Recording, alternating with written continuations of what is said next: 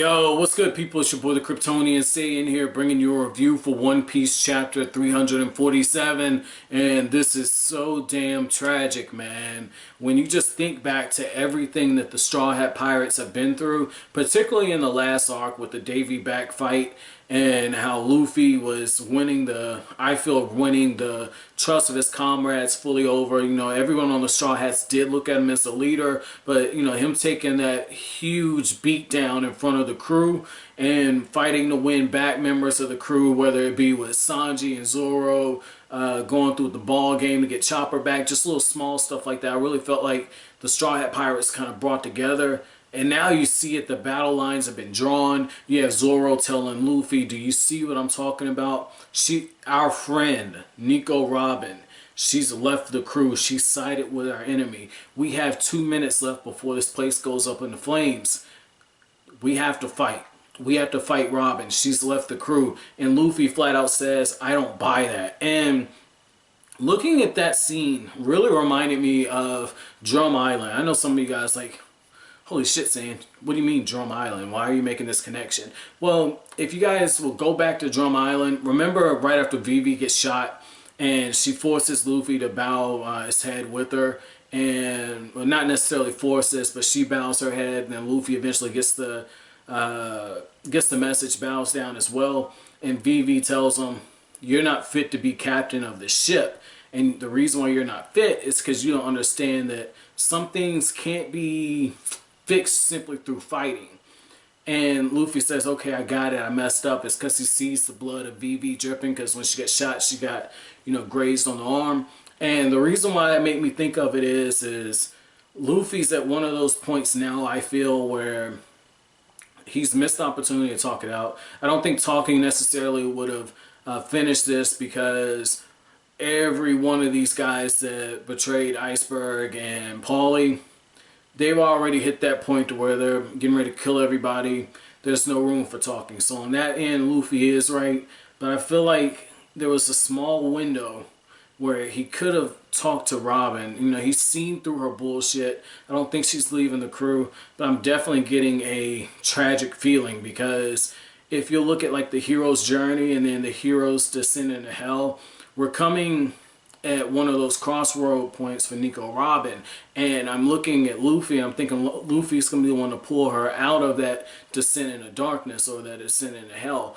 And I don't know how this is going at this point, because if they mix it up, we're definitely going to get a scene with Luffy and Rob Lucci. I definitely feel like that, because he's more than a match for Luffy. The fact that he uses, like, he hardens his body and he hits Luffy with enough force where if Luffy had been a real person, he had got a hole in his neck.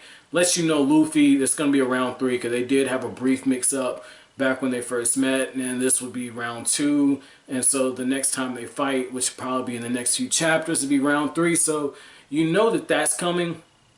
And you look at just the way everything's set up, Luffy's got the right people with him, but at the same time, who's going to fight Nico Robin? I have a really bad feeling it's going to be Chopper, because Chopper did have a moment where he reached out to Robin. He was like, just tell us why you left. I don't understand. And at one point, Chopper was like, Robin, I never thought I'd see you again. And it's very if that happens, it'll be very telling that Robin and Chopper are the ones who end up fighting each other, have some type of interaction, because before she went missing, Chopper was the first person to see her, the last person to see her, because they're traveling together. So I mean, just little small stuff like that. I take a lot of interest in seeing how Oda's going to set everything up. You know, yet another message about friendship and bonds. You know, we see that with the flashbacks where Paulie's remembering just like his different interactions, whether it be at the pub or getting on a Khalifa because he feels like she's showing too much skin. Little small stuff like that. You just see how over the time that they bonded together, he really thought they were friends. And you know he's making the connection that they were the ones who attacked, you know, their former comrades. So, I mean, little small stuff, you know, very emotional. Personally, I didn't care too much for Paulie's flashback and the way he attacked, but I understand why you need it, because you need it to layer up the emotional atmosphere in order to get to the point with Nico Robin where it bridges the gap. And I thought it was interesting that she says, if I stay with you all, I'm not going to achieve my goal.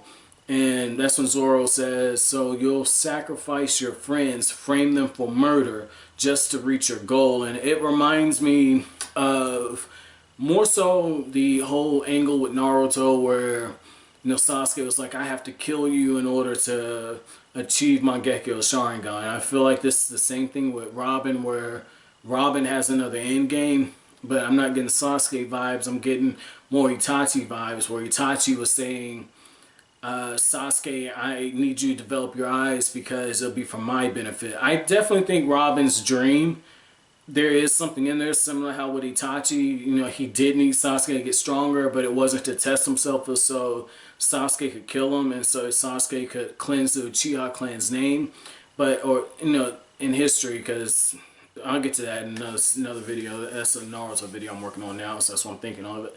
But the other thing is, I definitely feel like with Robin, there's something else to this. I don't know what exactly it is, but Oda's getting ready to pull a rope-a-dope on us. You know, they're going to be fighting, and then something's going to come out. She's going to confide in one of her comrades, or they're going to pick up on something. Something's coming through. I definitely feel like Nico Robin's getting pulled back over. But overall, pretty good chapter. My chapter question for you all, I'm going to leave it off with this one right here. Was there ever a time you had a falling out with a sibling? Or a sibling or a close friend? You know, what was the falling out about, and did you guys ever reconcile, and how long did it take? But as always, guys, if you like anything I had to say, hit that like button as it really helps out the channel. Don't forget to subscribe if you're new. Don't forget to share. But as always, guys, thank you for watching Kryptonian Say.